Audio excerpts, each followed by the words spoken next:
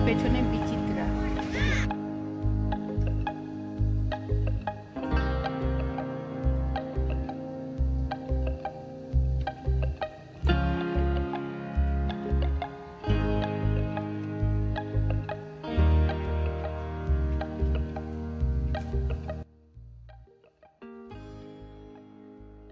নমস্কার, কেমন আছেন সবাই? নিশ্চয়ই খুব ভালো আছেন।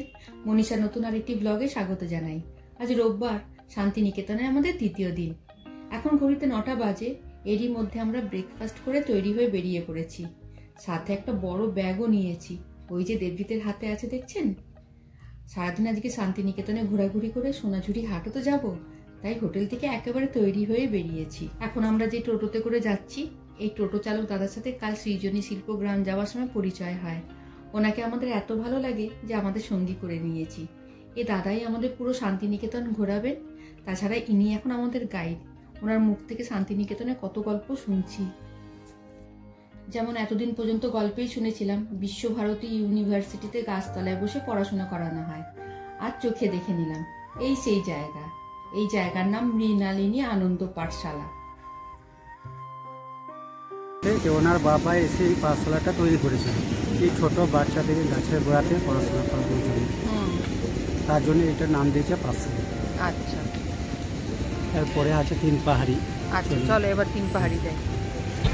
পাহাড়ি নাম রেখেছে রবীন্দ্রনাথ ঠাকুর, মানে চান করতে গিয়েছিল কোপাই নদীতে, ওইখান থেকে এই বড় চারাটা নিয়ে এসে এখানে লাগানো হয়। পাশে দুটো পুকুর কাটানো হয়েছিল, ওই মাটি নিয়ে তিন পাহাড়ি তৈরি করে।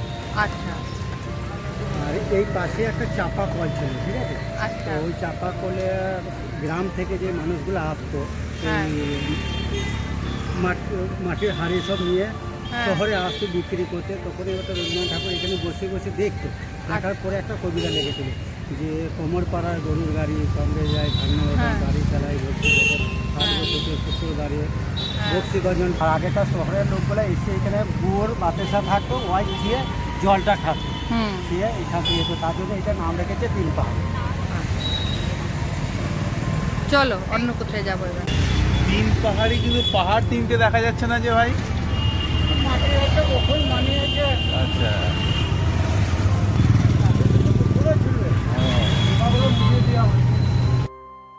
এখন আমরা যাচ্ছি ছাতিমতলায়। মহেশ্রী দেবেন্দ্রনাথ ঠাকুর নাকি ছাতিমতলায় এসে মনে খুব শান্তি পেয়েছিলেন। সেই সময় তিনি জমিদারের কাছ থেকে 1 টাকা দিয়ে 20 বিঘা জমি কেনেন। সেই ছাতিম গাছ দুটি এখন আর বেঁচে নেই। বর্তমানে সেখানে দুটো নতুন ছাতিম গাছ রোপণ করা হয়েছে, তবে এই জায়গাটা পুরোটাই ঘেরা আছে। এখানে সাধারণ লোকের প্রবেশ নিষেধ, তাই আমি বাইরে থেকেই ভিডিওটা করছি। সামনে যে তাল গাছটা দেখতে পাচ্ছেন, এই তাল গাছটা দেখে নাকি রবি ঠাকুর এই কবিতাটা লিখেছিলেন। তাল গাছ এক পায়ে দাঁড়িয়ে, সব গাছ ছাড়িয়ে, উঁকি মারে আকাশে, মনে সাত কালো মেঘ ফুরে যা, একেবারে উড়ে যা, কোথা পাবে পাখা সে। সেই ছোটবেলায় পড়া, আজ আবার একটু ঝালিয়ে নিলাম। দেখুন, একটি তাল গাছকে কেন্দ্র করে কি অপূর্ব পরিকল্পনা একটি মাটির বাড়ি তৈরি করা হয়েছে। এই বাড়িটি নাকি তৈরি করেছেন তেজেশ চন্দ্র সেন নামক এক বৃক্ষপ্রেমী। এখন আমরা চলে এসেছি উপাসনা গৃহের সামনে। এই গৃহটি বেলজিয়াম কাঁচ ও মার্বেল দিয়ে তৈরি। এই উপাসনা গৃহটি তৈরি করেন রবীন্দ্রনাথ ঠাকুরের দাদা দ্বিজেন্দ্রনাথ ঠাকুর। তখন থেকে ব্রাহ্ম সমাজের প্রতিষ্ঠা দিবস হিসেবে প্রতি বুধবার সকালে এখানে উপাসনা হয়। এই উপাসনা গৃহটি পুরোটাই বেলজিয়াম কাঁচ দিয়ে তৈরি, তাই এখানকার স্থানীয় লোকেদের কাছে এটা কাঁচ মন্দির নামেও পরিচিত। আমাদের টোটো চালক দাদার কাছ থেকে শোনা কথা, বুধবার এই কাঁচ মন্দিরে প্রবেশ করার জন্য নাকি মহিলাদেরকে লাল পাড় সাদা শাড়ি আর পুরুষদের সাদা রঙের পাজামা পাঞ্জাবি পরতে হয়। এখন আমরা দাঁড়িয়ে আছি আশ্রমের বাইরে। এখানেও গেট বন্ধ, প্রবেশ নিষেধ, তাই বাইরে থেকে দেখেই চলে যেতে হচ্ছে। আশ্রমের ঠিক সামনে রয়েছে রবীন্দ্রনাথের বাড়ি। চলুন ওনার বাড়িগুলো দেখে আসি।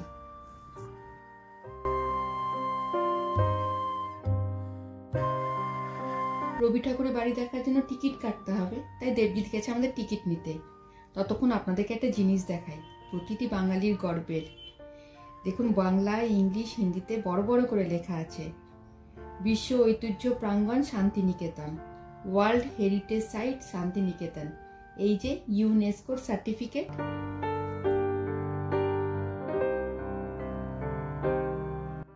এখন আমরা টিকিট নিয়ে প্রথমে এই বাড়িটির ভিতরে যাব। এই বাড়িটির ভিতরে রবীন্দ্রনাথ ঠাকুরের জিনিসপত্রগুলো সব সংগ্রহ করে রাখা হয়েছে। এর ভিতরে ভিডিওগ্রাফি আর ফটোগ্রাফি মানা, তাই আপনাদেরকে বাইরের থেকে দেখিয়ে দিচ্ছি। রবি ঠাকুরের বাড়ি থেকে বেরিয়ে এখন আমরা যাচ্ছি ওনার বাকি বাড়িগুলো দেখতে। এখানে মোট 5টি বাড়ি রয়েছে ওনার। যে বাড়িটির ভিতরে আমরা এখন গেছিলাম ওখানে ওনার ব্যবহার করা পেন, চায়ের কাপ, চশমা, এমনকি যে ল্যাম্পটি যিনি উনি লেখালেখি করতেন সব যত্ন করে রাখা আছে। তার সাথে বিভিন্ন দেশ থেকে পাওয়া উপহারের সম্ভার তো রয়েছে। ভেতরে ক্যামেরার পারমিশন নেই, তাই আপনাদেরকে তো ভেতরটা দেখাতে পারলাম না। তবে শান্তিনিকেতন জায়গাটা সত্যিই শান্তির জায়গা। এখানে এলে এক অদ্ভুত রকমের শান্তি অনুভব করবেন জানেন। চারদিকে বড় বড় গাছের ছায়া, তার মধ্যে পাখিদের কিচিরমিচির, এক অদ্ভুত পরিবেশ, যেটা বলে বোঝাতে পারবো না। এটা ফিল করতে হলে আপনাদেরকেও শান্তিনিকেতনে আসতে হবে।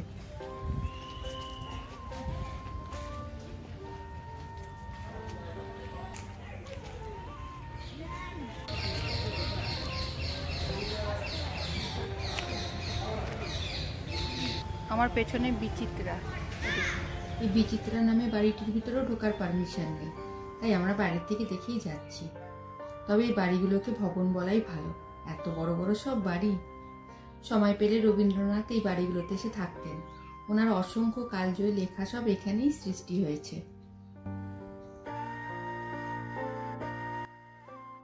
এখানে সুন্দর করে গোল করে ঘিরে খড়ের ছাউনি করে চেয়ার টেবিল পাতা আছে। মনে হয় এখানে বসে ওনারা চা ঠা খেতেন।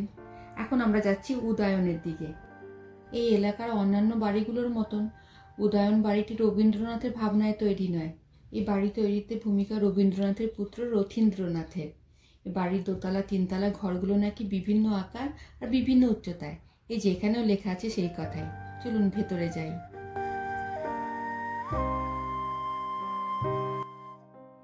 এই হলো বৈঠকখানা। তখনকার দিনে এরকম আধুনিকভাবে সাজানো বৈঠকখানা ভাবা যায়? ঠাকুর পরিবারের চিন্তাধারা কতটা উন্নত ছিল সেটাই বৈঠকখানা দেখলেই বোঝা যাচ্ছে।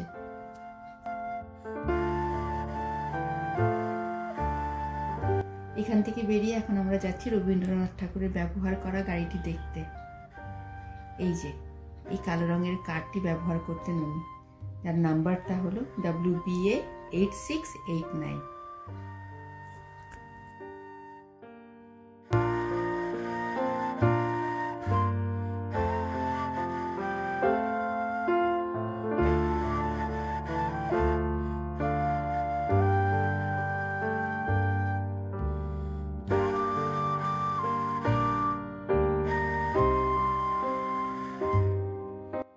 এখানে রয়েছে রবীন্দ্রনাথ ঠাকুরের আরো 3টি বাড়ি, কোনার, শ্যামলী আর পুনশ্চ। দূরে আরেকটি বাড়ি রয়েছে, তার নাম উডিচি। এই যে এই বাড়িটির নাম উডিচি। এইসব দেখে এখান থেকে বেরাবার সময় চোখে পড়লো রামকিঙ্কর বেজের তৈরি স্কাল্পচার। রামকিঙ্কর বেজ ছিলেন বিশ্বভারতী স্কাল্পচার ডিপার্টমেন্টের হেড। উনি চোখের সামনে যেটা দেখতেন হুবহু সেটাই বানিয়ে দিতে পারতেন। এখানে উনি টানা 46 বছর ছিলেন। এর পাশেই রয়েছে নাট্যঘর। রবীন্দ্রনাথ ঠাকুরের প্রথম নাটকের রিহার্সাল এখানেই করা হয়েছিল। এই শান্তিনিকেতনেই তো দুজন নোবেল পুরস্কার জয়ীর বাড়ি, এক কবিগুরু রবীন্দ্রনাথ ঠাকুর, আরেকজন হলেন অর্থনীতিবিদ অমর্ত্য সেন।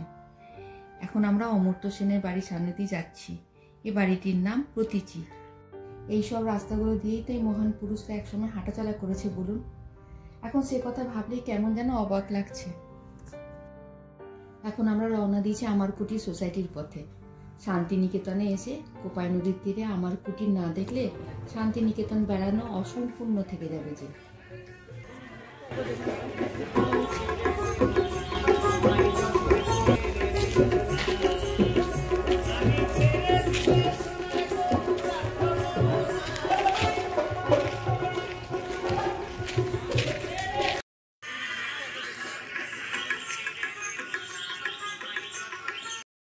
আমার কুটিরে ঢুকে আমরা প্রথমেই চলে এসেছি এই শোরুমে। এখানে যা কিছু হস্তশিল্পের জিনিস তৈরি করা হয় সেগুলো এখানেই কিনতে পাওয়া যায়। ভেতরে ঢুকে চোখে পড়লো ডোকরা তৈরি দেখার মতন সব ঘর সাজাবার জিনিস। আমার আবার ঘর সাজাবার জিনিসের প্রতি খুব ঝোঁক। যেখানেই যাই ঘরের জন্য কিছু না কিছু নিয়ে যাই। এই সাঁওতাল দম্পতিকে দেখুন, কোলে আবার একটা ছোট্ট বাচ্চা নিয়ে। দাম 25,000 টাকা, তবে দেখার মতন। এদিকটা রয়েছে বাটিক প্রিন্টে শাড়ি, পাঞ্জাবি, বিছানা চাদর, সালোয়ার কামিজের কাপড়, কাঁথা স্টিচেরও শাড়ি, পাঞ্জাবি, সালোয়ার কামিজের কাপড়, আরও অনেক কিছু আছে। এত অপূর্ব সব হাতের কাজ, কি বলবো। কিন্তু এখানে ভিডিও রেকর্ডিং মানা। এইটুকু রেকর্ডিং আমি লুকিয়ে লুকিয়ে করছি, তাই তো আপনাদেরকে ভালো করে দেখাতেও পারছি না। তবে এখানে সব থেকে নজর কাড়লো আমার বাটিক প্রিন্টের কাজ করা চামড়ার রকমারি সব ব্যাগ। তবে এখানকার হস্তশিল্পের একটা আলাদাই বৈশিষ্ট্য আছে। তাই তো শান্তিনিকেতনের জিনিস ভারতবর্ষের যে কোনো প্রান্তে নিয়ে যান না কেন, লোকে এক নজরেই চিনে নেবে। চলুন এবার এখান থেকে বেরোই।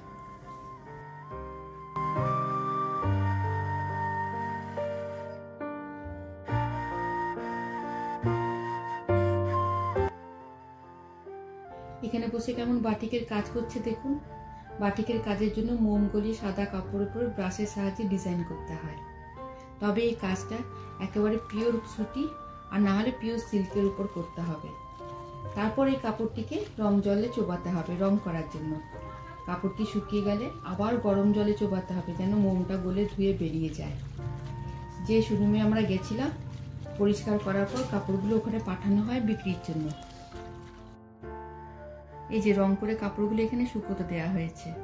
এখানে রয়েছে স্থানীয় শিল্পীদের তৈরি হস্ত ও কুটির শিল্পের বিভিন্ন নিদর্শন।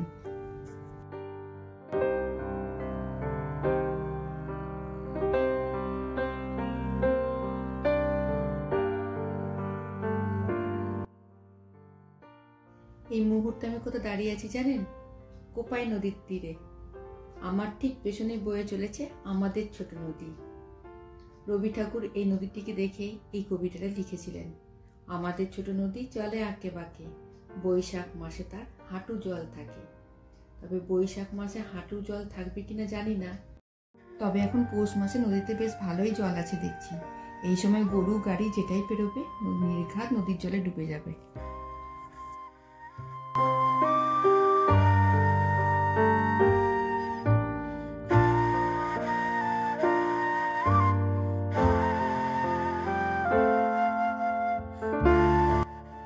এখান থেকে বেরিয়ে আমরা সোজা যাব জমিদার বাড়ি দেখতে। এই দেখুন খেজুর গাছে কেমন হাঁড়ি বাঁধা হয়েছে। খেজুর গাছ থেকে রস পেড়ে গুড় তৈরি করা হবে। কোপাই নদীর এলাকায় প্রচুর খেজুরের গাছ। এখানকার জল ও আবহাওয়ার কারণে এই অঞ্চলের খেজুরের রসের স্বাদ নাকি অতুলনীয়। এই মুহূর্তে আমরা জমিদার বাড়ির মন্দিরের বাইরে দাঁড়িয়ে আছি। মন্দির বন্ধ, তাই বাইরে থেকে দেখেই ফিরব। আজ আমি যেথায় যাই সবই বন্ধ পাই। এই দেখুন আমার মধ্যে কেমন শান্তিনিকেতনের হাওয়া লেগেছে। বেশ কবি কবি ব্যাপার এসে গেছে দেখছি।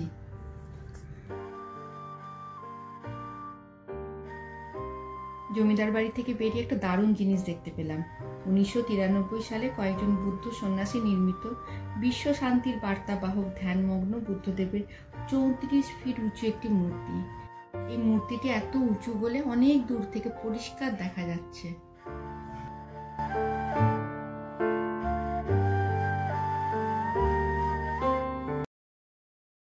এখন আমরা সোজা চলে এসেছি সোনাঝুরি হাটে। শান্তিনিকেতনে আসার আরেকটা বিশেষ আকর্ষণ হলো এই সোনাঝুরি। এখানে খুব সুন্দর সুন্দর সব জিনিস পাওয়া যায়। শাড়ি জামা কাপড় যেমন পাওয়া যায়, ঘর সাজানোর জিনিসও খুব ভালো ভালো পাওয়া যায়। তবে একটু দরদাম করে দেখে নিতে হয়। এই সোনাঝুরি হাটটি বসে শিমুল, শাল, পলাশ, ইউক্যালিপটাস গাছের ছাওয়ায়। আশেপাশের গ্রামগুলো থেকে নানান মানুষ নিজের হাতের তৈরি অপূর্ব সব জিনিস নিয়ে এই গাছতলায় দোকান দেয়। তাই যতক্ষণ দিনের আলো থাকে ততক্ষণ এই হাটটিও থাকে। এখানে লাইটের কোনো রকম ব্যবস্থা নেই, সূর্যের আলোতেই আলো।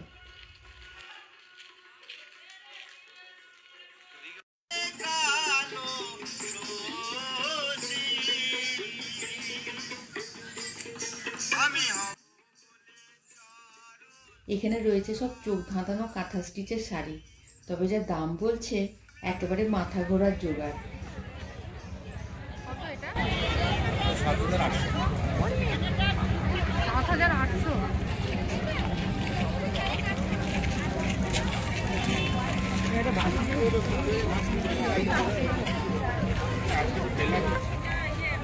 পিসগুলো কত করে? 170 টাকা।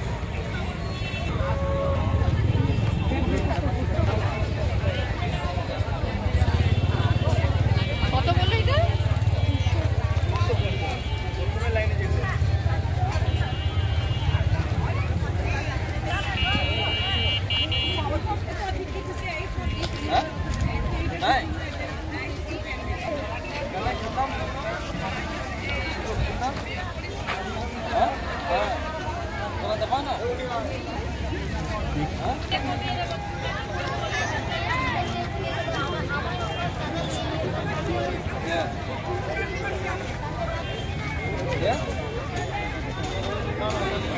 ঠাকুর ঠাকুর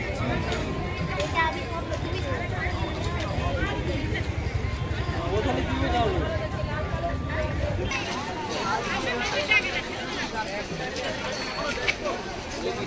বেশি টাকা দেবো।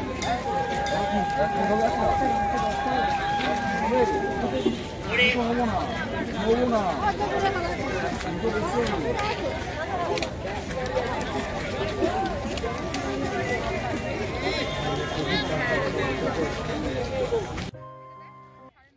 এখানে শাড়িগুলো আমার বেশ ভালো লাগছে, দামটাও ঠিকঠাকই বলছে, তার উপরে একটু আধটু তো কম করবে। তবে প্রচুর স্টক, এত শাড়ির মধ্যে বেছে শাড়ি কিনতে আমি কেমন যেন গুলিয়ে ফেলি, ঠিক করতেই পারি না কোনটা নেব, যেটা দেখি সেটাই পছন্দ হয়ে যায়, কি জ্বালা।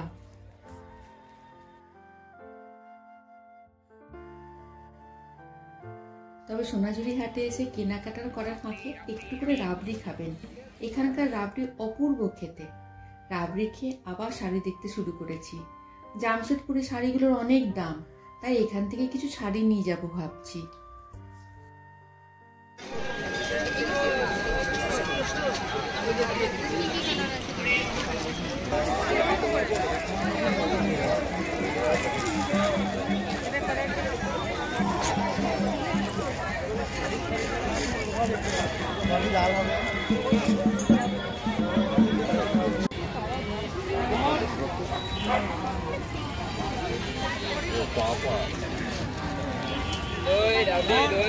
Đôi.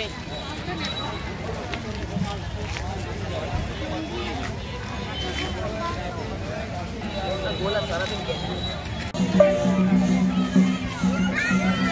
60 টাকা করে একদমই কম।